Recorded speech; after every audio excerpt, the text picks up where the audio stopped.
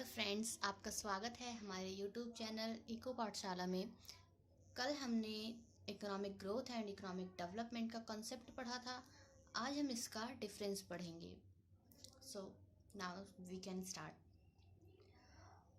Economic growth, जैसे आप लोगों को पता है, मैंने कल बताया ही था कि इकोनॉमिक ग्रोथ तब होती है या उस ग्रोथ को कहते हैं जब हमारी राष्ट्रीय आय में वृद्धि होती है, तो हम उसे इकोनॉमिक ग्रोथ कहते हैं। जबकि इकोनॉमिक डेवलपमेंट राष्ट्रीय आय में वृद्धि के साथ साथ और भी कई फैक्टर्स होते हैं जिसमें वृद्धि होने से इकोनॉमिक डेवलपमेंट होता है।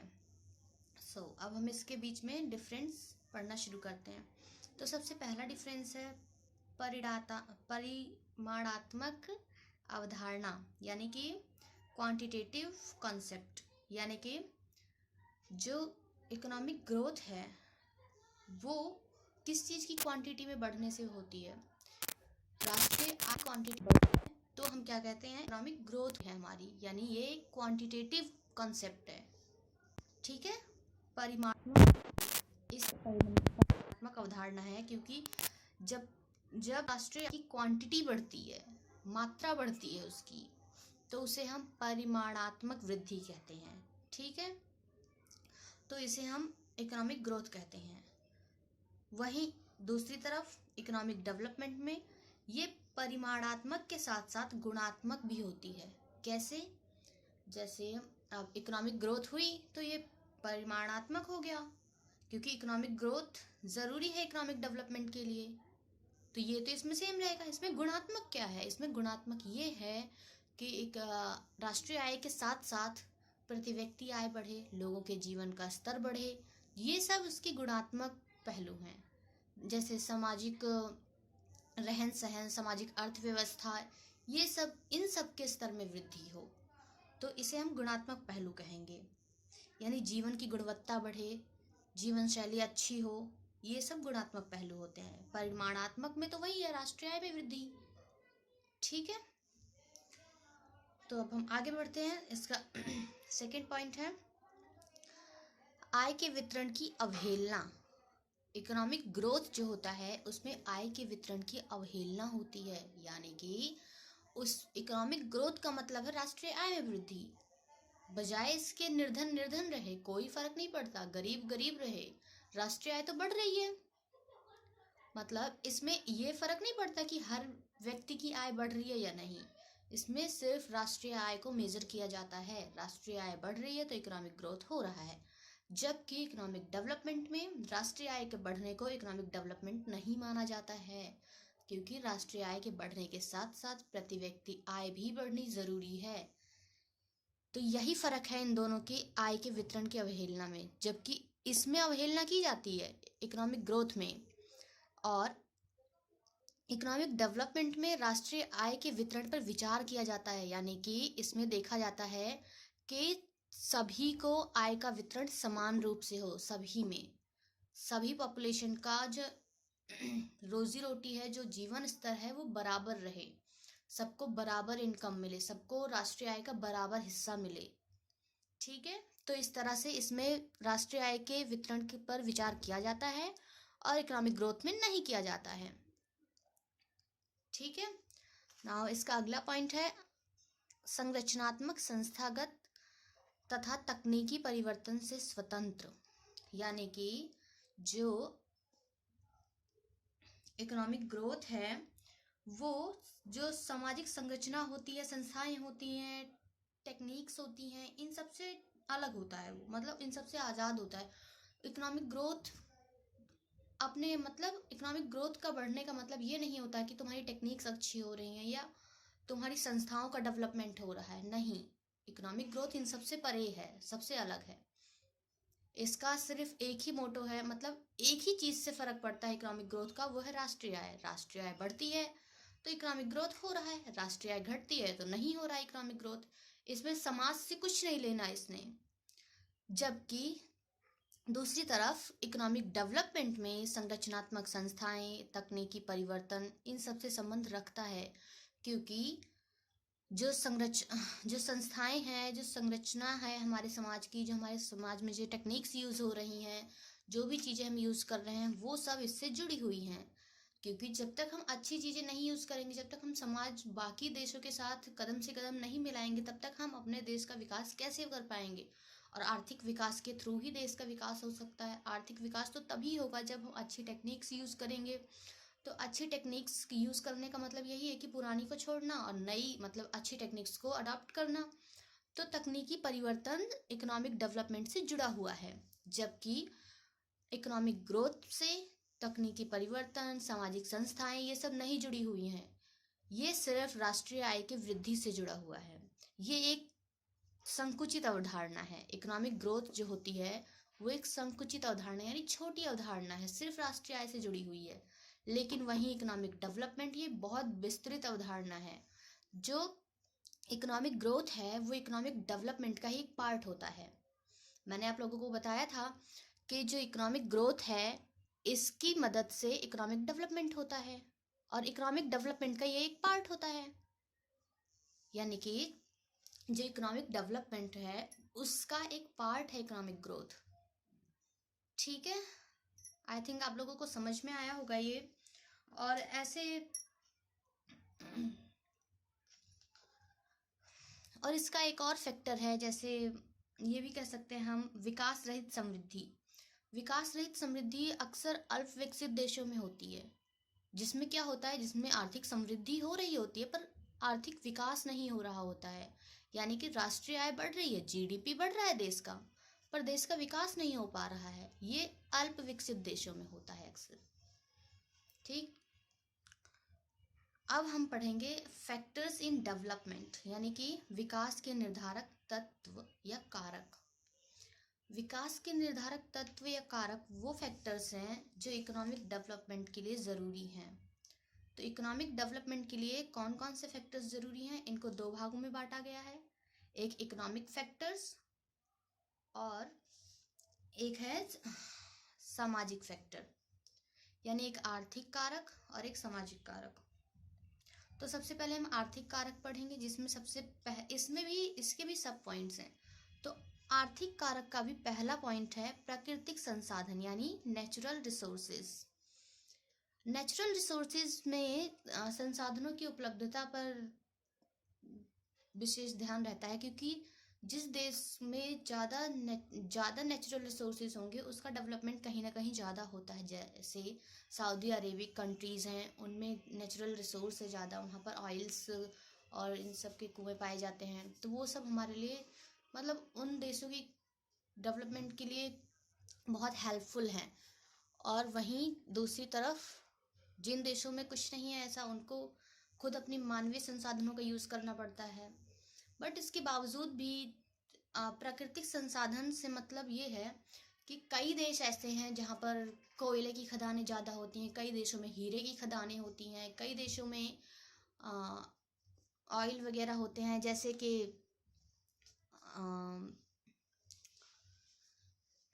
कि मैंने आपको बताया अरेबिक कंट्रीज़ में ऑयल के वो होते हैं कुएं।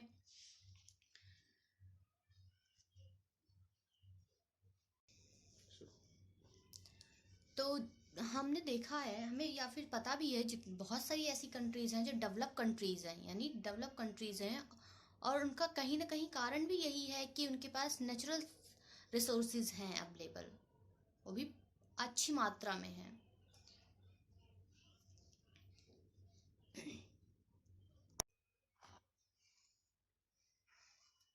सेकंड पॉइंट है मानवीय संसाधन यानी ह्यूमन रिसोर्सेज। ह्यूमन रिसोर्सेज मतलब मानव संसाधन। मानव संसाधन से मतलब ये है ऐसी पॉपुलेशन हमारी कंट्री की जो प्रोडक्शन के लिए हेल्पफुल हो। यानी बच्चों को और एज्ड लोगों को हटाकर जो बाकी पॉपुलेशन बचती है रोजगारों की, उसे हम ह्यूमन रिसोर्स कहते हैं, जो हमारे देश के प्रोडक्शन में हेल्पफुल होते हैं। और इसमें दो तरह के होते हैं, जैसे भौतिक श्रम और मानवीय निपुणता। भौतिक श्रम में मतलब भौतिक श्रम से जस्ट काम करने वाले, ये कुशल परिश्रमिक ये कह सकते हैं हम, जो मेहनत करके काम करने वाले लोग हों। जैसे एक इसका बहुत अच्छा एग्जाम्पल है मानव शक्ति का, जापान जिसके पास लोहे की खदानें नहीं हैं या फिर ऐसा कुछ भी नहीं है, फिर भी वो एक डेवलप कंट्री है। और क्यों है वो डेवलप कंट्री? उसके ह्यूमन रिसोर्स की वजह से, क्योंकि उसके पास भौतिक श्रम बहुत अच्छा है। वहाँ के जो लोग हैं वो बहुत मेहनती हैं और बहुत ही एफर्ट लगाकर काम करते हैं, इसलिए है। इसी तरह स्वीडन है जिसके पास खनिज पदार्थ नहीं है, या कई स्विट्जरलैंड है जहाँ की ज़मीन पथरीली है, फिर भी ये कंट्रीज डेवलप्ड हैं। और इनके डेवलप्ड होने का कारण ह्यूमन रिसोर्स ही है, क्योंकि यहाँ के लोग अपने देश के लिए, अपने आप के लिए बहुत अच्छे से काम कर रहे हैं, बहुत कुशलता से काम कर रहे हैं और बहुत वचनबद्धता से काम कर रहे हैं, इसी कारण से। और इसी का सेकंड पॉइंट है भौतिक। पहला तो भौतिक श्रम था, यानी कि मेहनत से काम करने वाले लोग। और दूसरा है मानवीय निपुणता, यानी human skills. Human skills human skills से मतलब है जैसे किसी के, कोई भी ह्यूमन हो, उसके माइंड का कोई बहुत अच्छा टैलेंट हो, या कोई उसके हैंड्स का बहुत अच्छा टैलेंट हो। जैसे हमारे इंडिया में हैंड क्राफ्ट का बहुत अच्छा काम चलता था पहले, अब तो बहुत कम हो गया ये, बट अभी भी है। बट मशीनों की वजह से, मशीनरीज की वजह से उनका काम कहीं ना कहीं धीमा पड़ गया है या बिल्कुल बंद हो गया है। तो इस तरह से, यानी कि मानव निपुणता जो होती है, मानवीय निपुणता यानी ह्यूमन स्किल्स के थ्रू भी कंट्रीज डेवलप कर सकती हैं। और ये एक बहुत अच्छा फैक्टर है हमारे इकोनॉमी के डेवलपमेंट का। और ह्यूमन स्किल कैसे डेवलप हो सकती है? जब हमारे देश के जो मजदूर हैं, जो श्रमिक हैं, वो स्वस्थ हों और उनको सारी फैसिलिटीज़ मिलें, एजुकेशन मिले और ट्रेनिंग मिले, तभी तो वो अच्छा काम कर पाएंगे, तभी तो उनके अंदर स्किल डेवलप हो पाएगी। तो इस तरह से पहले जो गवर्नमेंट है उसको एजुकेशन और हेल्थ और ट्रेनिंग इन सब पर निवेश करना, यानी इन्वेस्टमेंट करनी पड़ेगी, तो ही ह्यूमन स्किल पॉसिबल हो पाएगी। थर्ड पॉइंट है भौतिक पूंजी संसाधन तथा पूंजी निर्माण, यानी physical capital resource and capital formation. तो भौतिक पूंजी का मतलब है उत्पादन के उत्पादित साधन, अर्थात वो मटेरियल या वो स्टॉक वस्तुओं का जिसके थ्रू हम और पूंजी निर्माण करें, उसे हम भौतिक पूंजी संसाधन कहते हैं। यानी ऐसे सामान या ऐसी वस्तुएं जो हमारे पूंजी निर्माण में उपयोग की जाती हैं, जैसे मशीनें हो गई, भवन हो गए, बिल्डिंग्स हो गई, प्लांट्स हो गए, ये सब होते हैं हमारे भौतिक पूंजी संसाधन। भौतिक पूंजी निर्माण जो है, पूंजी निर्माण दो प्रकार के विकास की प्रक्रिया को प्रभावित करता है। पहला जिसमें से पूंजी गहनता, यानी कि कैपिटल डीपनिंग। कैपिटल डीपनिंग इसमें क्या होता है? कैपिटल डीपनिंग में कि जो लेबर वहाँ पर काम कर रहे हैं, किसी भी फैक्ट्री या कहीं पर भी जो लेबर होते हैं, जो श्रमिक होते हैं, उनको जो अभी की जो वर्तमान की जो मशीनरी वगैरह है उनसे इंट्रोड्यूस कराना, यानी उनको मशीनों का यूज़ करना सिखाना, पूंजी का अच्छे से और कुशल रूप से प्रयोग करना सिखाना। जो पहले से हैं श्रमिक वहाँ काम कर रहे, उनको सिखाना। ठीक है, पूंजी गहनता में ही आता है।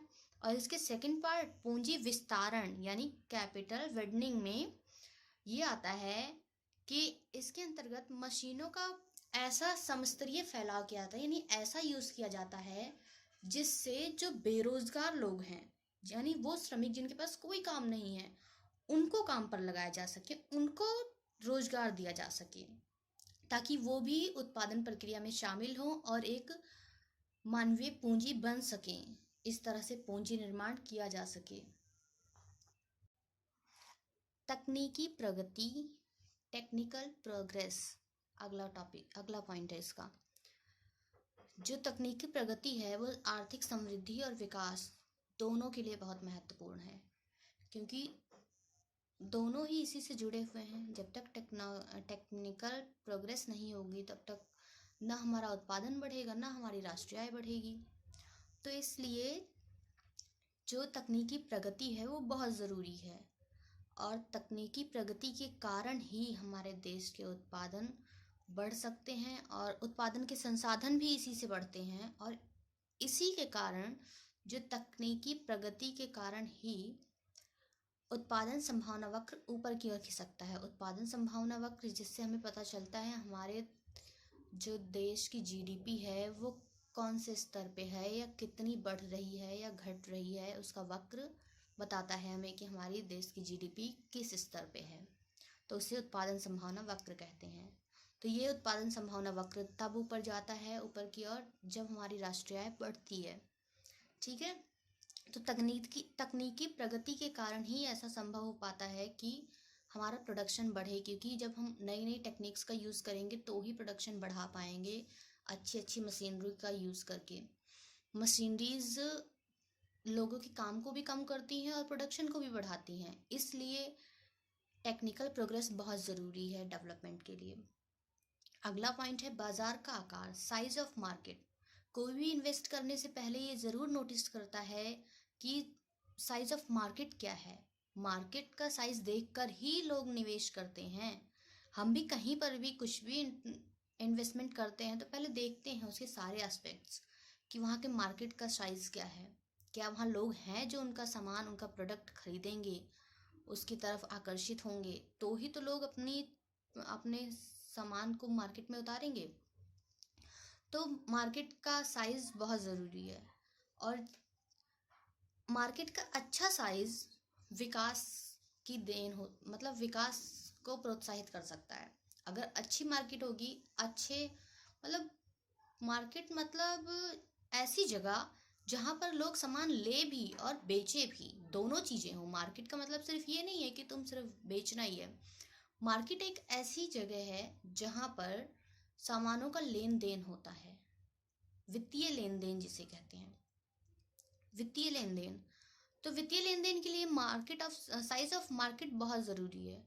साइज ऑफ मार्केट में हम कह सकते हैं कि जैसे वस्तुओं और सेवाओं के प्रवाह में निरंतर वृद्धि हो, ऐसी मार्केट हो जिसमें लोगों की डिमांड्स खत्म ना हो, और ना ही डिमांड खत्म हो ना ही सप्लाई खत्म हो, तो ही डेवलपमेंट होगा। ऐसा नहीं है कि डिमांड तो बढ़ रही है, सप्लाई नहीं हो पा रही है पूरी, या डिमांड ही नहीं बढ़ रही है, सप्लाई पे सप्लाई आती जा रही है, तो ऐसे काम नहीं चलेगा।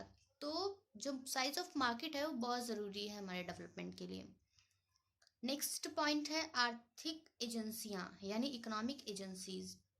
इकोनॉमिक एजेंसीज में बैंक्स और जो भी संस्थाएं होती हैं, वित्तीय संस्थाएं जो गाँव के एरिया में होती हैं, जो ऑफिशियल संस्थाएं होती हैं, यानी साहूकारों को छोड़कर, जैसे जो साहूकार होते हैं वो ऑफिशियल नहीं होते, उनको छोड़कर, क्योंकि वो लोग तो शोषण करते हैं किसानों का, कहते कुछ हैं और करते कुछ हैं।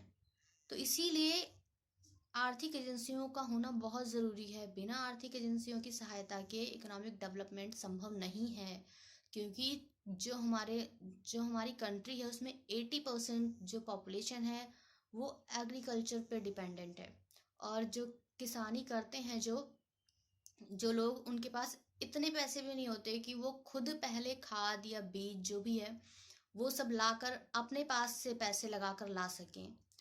तो उनके पास इतना जब पैसा ही नहीं है, उनके पास पूंजी ही नहीं है कि वो इन्वेस्ट कर सकें अपनी ज़मीन में, अपनी खेती के लिए, तो कैसे होगा डेवलपमेंट। तो इस चीज़ के लिए, इसकी सहायता के लिए गवर्नमेंट को और प्राइवेट एजेंसीज को, जो भी हैं, जो भी नॉन गवर्नमेंट है और जो भी गवर्नमेंट है, दोनों को ये चाहिए कि मिलजुल कर उन संस्थाओं को ऐसी पॉलिसीज बनानी चाहिए जिससे वो इजीली लोन पास कर सके उनका, या इजीली उनको उधार दे सके, क्योंकि वो लोग ज़्यादा पढ़े लिखे भी नहीं होते हैं, उनको ज़्यादा पेपर वर्क भी एक्सेप्टेबल नहीं होता उनको, इसीलिए वो लोग शायद बैंक्स में नहीं आते हैं, क्योंकि वो पेपर वर्क से बचना चाहते हैं और उनके पास कोई ऐसी पूंजी नहीं होती जिसे वो वहाँ पर रख सकें एज अ सिक्योरिटी, तब वो लोन ले सकें।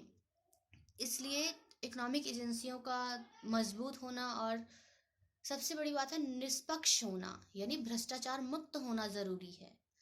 आर्थिक एजेंसियां बहुत ही हेल्पफुल हैं किसी भी कंट्री के इकोनॉमिक डेवलपमेंट में। नेक्स्ट पॉइंट है अन्य कारक, यानी अदर फैक्टर्स। अदर फैक्टर्स में जैसे हो गया फॉरेन डायरेक्ट इन्वेस्टमेंट, और अदर हस्तांतरण आय वगैरह जो होती है, गिफ्ट वगैरह या बोरोइंग्स वगैरह, जो ये सब होते हैं। इसमें आर्थिक नियोजन या प्रत्यक्ष निवेश आता है, या और भी जो भी अदर फैक्टर्स हैं जो इसमें आ जाएंगे, जो अदर कंट्रीज में जैसे कोई भी कमाने गया है तो उसके पैसे जो होते हैं, और जो भी अदर कंट्रीज से आता है, बाहर से आता है, या जो भी इन फैक्टर्स को के अलावा जो भी और कारक हैं उनको हम अदर कारक्स में रखते हैं या अदर फैक्टर्स में रखते हैं। ठीक है, thank you. And next video में हम इसके नॉन इकोनॉमिक फैक्टर्स पढ़ेंगे। Please share and subscribe. अगर आपको पसंद आया हो तो लाइक करें। Thank you.